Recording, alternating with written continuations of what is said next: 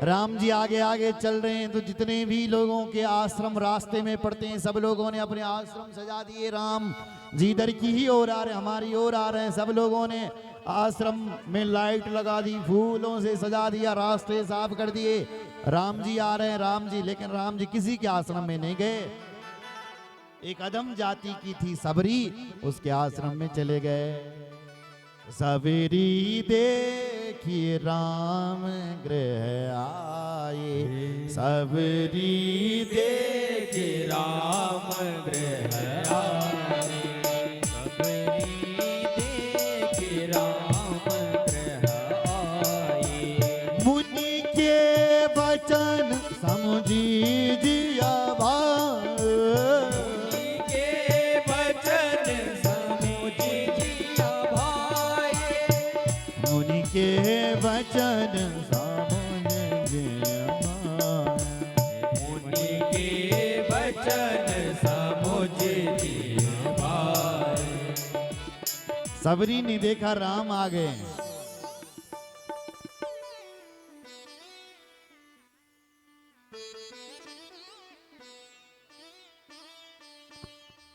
बोलो जय सिया राम।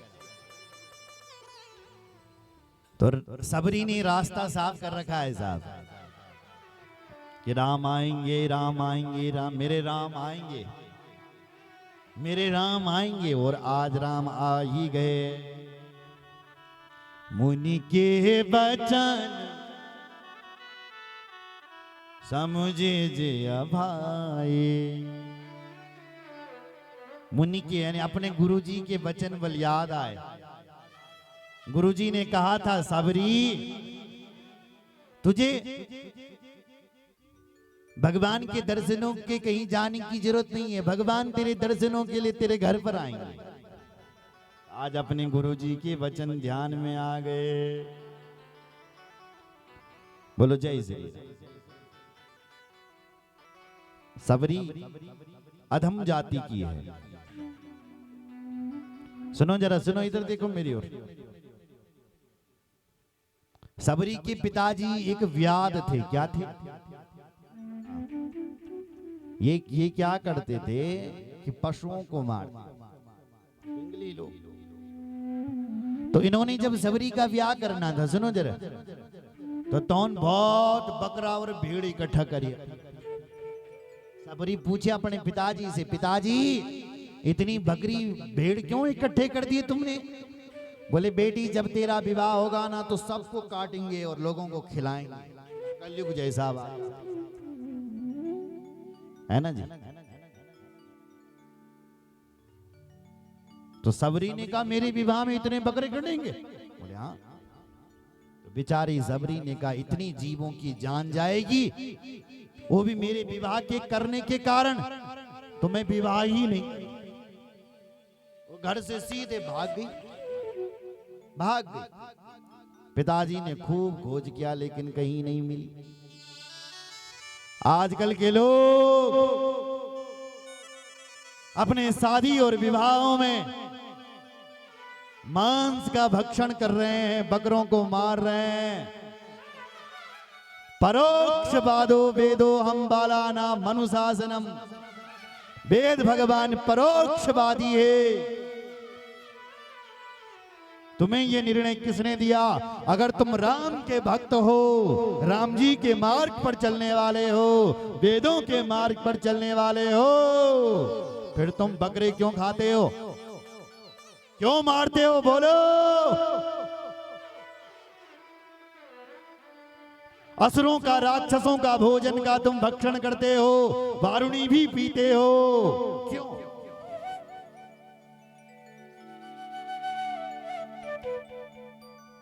बोले हमारे देवता मांगने लगे।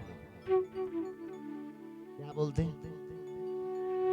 देवता मांग रहे हैं, लेकिन कहां लिखा है ऐसा कि तुम्हारा देवता मांग रहा है? बोलो।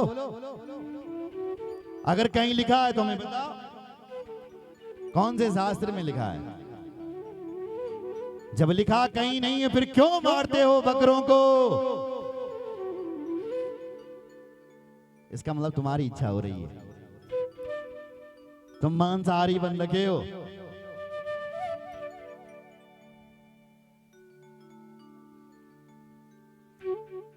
सुधा बलानी है, जात्रा मांगू, जात्रा दे रहा। कहीं लिख रहा क्या है क्या? ये लोगों ने परंपरा चलाई है, कौन सी? कि भगवान देवता मांगने लगे, नहीं चलाए। और ये कौन से लोगों ने ये परंपरा चलाई है? बोले तांत्रिक लोगों ने, जो अपनी तंत्र विद्या को सिद्ध करना चाहते हैं, उन लोगों ने ये परंपरा चलाई है। तुम्हारे लिए कहा भगवान जब तक तुम्हें परेशान बकरा मारो तब खुश होगा। तांत्रिक लोगों ने तुम्हें डरा दिया था अपनी तंत्र विद्या को सिद्ध। इधर देखो मेरी ओर, एक पुस्तक आती है इंद्रजाल, और उसमें लिखा अपना देवता को सिद्ध करना है किसी तांत्रिक ने तो खून चढ़ाना पड़ता है। खून बकरे का थोड़ी नहीं लिखा है, खून चढ़ाओ लेकिन अपना अंगूठा काटो और चढ़ाओ खून। ए भाई, तुझे यदि खून ही चढ़ाना है, अगर तेरा देवता खून पीने से प्रसन्न होता है और तू इतना बड़ा भक्त है अपने देवता का, तो काटना अपना अंगूठा, काट और चढ़ा खून। अपना अंगूठा तो काटेगा नहीं, बकरे का गर्दन काट देगा। किसने तुझे ये आज्ञा दी? बोल। इसलिए जो गलत हो रहा है उसका विरोध होना चाहिए, और आज से होना चाहिए। ताली बजाओ, खूब बजाओ, और इस संदेश को जगह जगह पहुंचाओ। और इस संदेश से पहुंचने से पहले तुम्हें अपने घर पर निर्णय करना पड़ेगा कि हम पहले मांस का भक्षण नहीं करेंगे। दोनों हाथ उठा करके बोलेंगे कि पहले मैं मदिरा नहीं पीऊंगा और मांस नहीं खाऊंगा। इस गांव वाले आज प्रतिज्ञा करो, घोषणा कर दो कि राम कथा तभी सफल होगी तुम्हारे जीवन की जब तुम अपने जीवन में ये निर्णय करोगे कि मुझे आज से मांस नहीं खाना है, मदिरा नहीं खानी है। तो अपनी रसोई को अन्नपूर्णा मानते हो। प्रत्येक घर की रसोई अन्नपूर्णा है, क्योंकि हमारे प्राण ही अन्न में नहीं है। अन्न के बिना तुम जीवित हो, अगर तुम भात दाल अन्न नहीं खाओगे तुम मर जाओगे। अन्न मात्र का जीवन, कलयुग में हमारे प्राण अन्न पर हैं। इसलिए अन्नपूर्णा रसोई जो तुम्हारे घर की है उसमें अन्नपूर्णा का वास है, लेकिन उस रसोई में तुम मांस पका रहे हो। बोलो, क्या कोई देवी उस रसोई में वास कर रही होगी? बोलो। अरे जिस रसोई घर में मांस पक रहा है, मदिरा का भक्षण हो रहा है, सच बताना उस घर में कोई रहना पसंद करेगा? देवता बोलो, बोलो। जब नहीं पसंद करता है तो क्यों तुम अपने रसोई घर पर मांस पकाते हो? बोलो, क्यों तुम अपने घर पर मदिरा लेकर के आते हो? जिस घर पर मदिरा आती वहां देवता नहीं रहते हैं, और जब तुम अपने घर पर तुम मदिरा लेकर के आओगे क्या वहां कोई देवता रहेगा? बोलो, जोर से बोलो।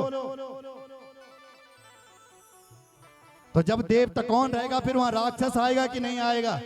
तो तुम्हारे घर में अगर मदिरा आती है तो कौन बैठा हुआ है? बोलो, राक्षस कलयुग बैठा हुआ है वहां।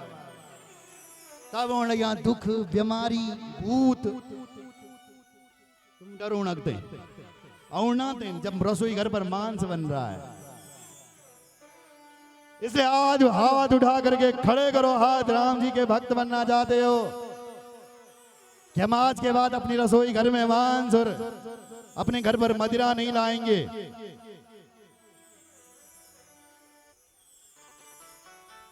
हंसने से काम नहीं चलेगा और बोलने से काम नहीं चलेगा कि महाराज आप बोल देना, हम तो रोज बोलते हैं। तुम्हें सबसे पहले स्वयं आगे आना पड़ेगा। लोगों को डरा करके बकरे कटवा रहे हो हैं? मेरी माँ, कोई जीव मरना नहीं चाहता है? बोलो, मरना चाहता है क्या कोई? एक चींटी होती है, चींटी, उस चींटी को भी तुम यदि पकड़ने का प्रयास करोगे तो वो भी पकड़ में नहीं आएगी। आएगी क्या? कि मुल्लू चींटी, उसको तुम पकड़ो वो भी भागती है कि मुझे ये मारेगा, ये पकड़ेगा मुझे। लेकिन जो बकरे को तुम जिसकी गर्दन काट रहे हो वो क्या मरना चाहता है? बोलो। बोलो तो क्यों मारते हो?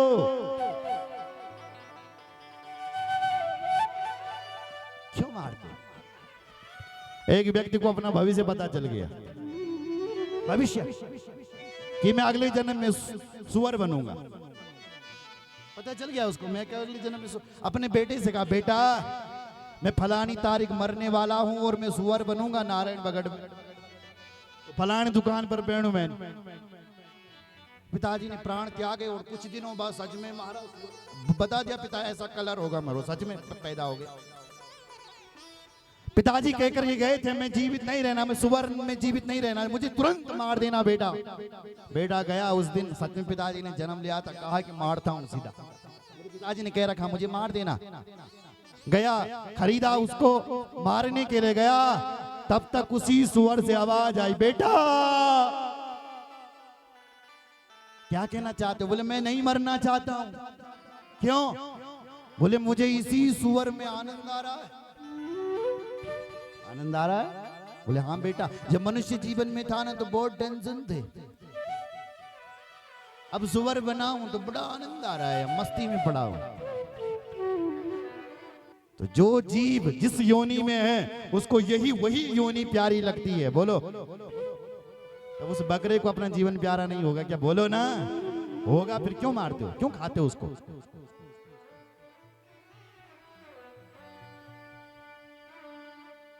मांसाहारी भक्षण करते हो, संकल्प करो, बोलो कि मैं आज के बाद मांस भक्षण नहीं करूंगा, मदिरा नहीं पीऊंगा,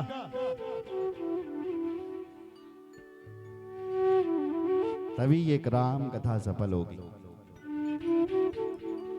सबरी ने कहा मेरे विवाह में इतने बकरे मरेंगे,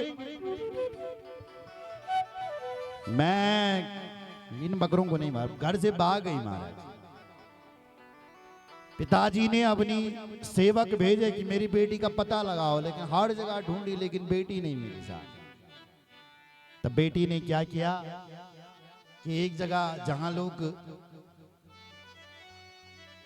कई लोग पशुओं को खा करके ऐसे फेंक देते थे उस समय, तो उसने क्या किया कि जो हड्डियां होती वो इकट्ठी करी एक जगह पर और अपनी आप एक ऐसी जगह में छुप गई जहां से बदबू आ रही थी। जब उसके सेवक उस जगह पर आए तो उन्होंने देखा कि ओहो ये तो हड्डी पर लगता है, इस जंगल में बड़े बड़े जानवर रहते हैं, लगता है वो जो सबरी है उसी की ये हड्डी पड़ी, शायद मर गई, अब बहुत दिन हो गए। तो घर लौटे, राजा से बोले, ब्याह से बोले क्यों मर गई तुम्हारी बेटी? अब वो सबरी कहाँ जाए? तो वो एक आश्रम में आए, मतंग मुनि के आश्रम। और मतंग मुनि के आश्रम में सीधे तो नहीं जा सकते, अधम जाति की है, तो रात को आती थी और आश्रम की सारी सफाई कर देती थी महाराज, साफ सफाई। आश्रम के लोग जब सुबह सुबह उठते थे कि साफ सफाई हो रही, क्या हो गया, आश्रम किसने पता लगाया, कोई पता नहीं चला।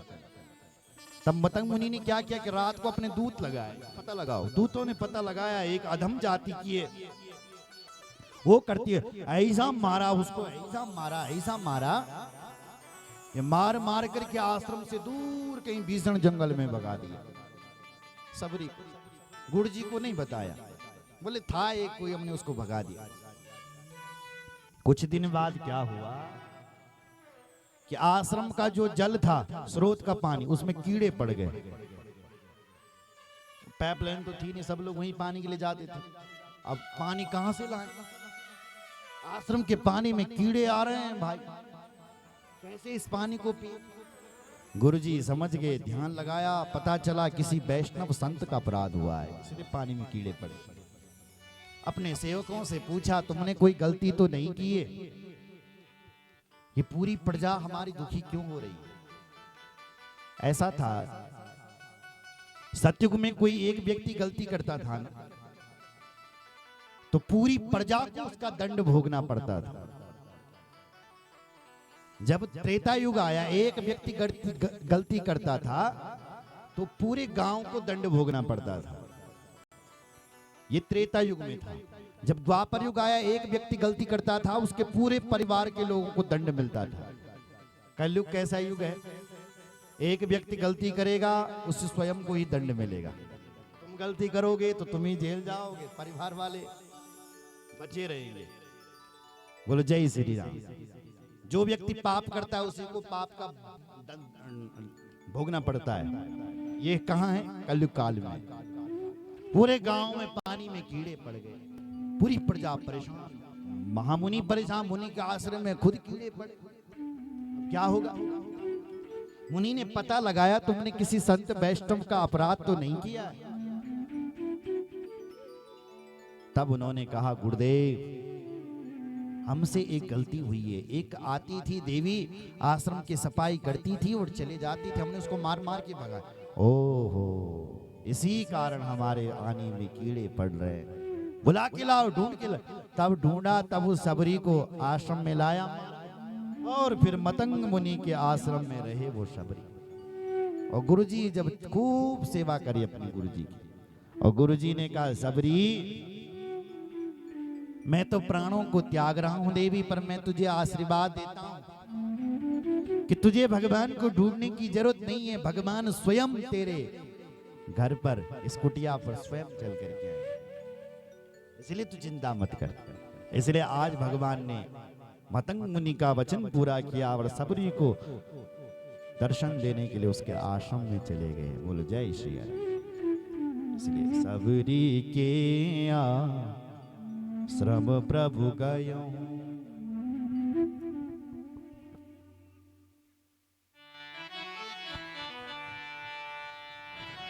सबरी के आश्रम प्रभु गयो।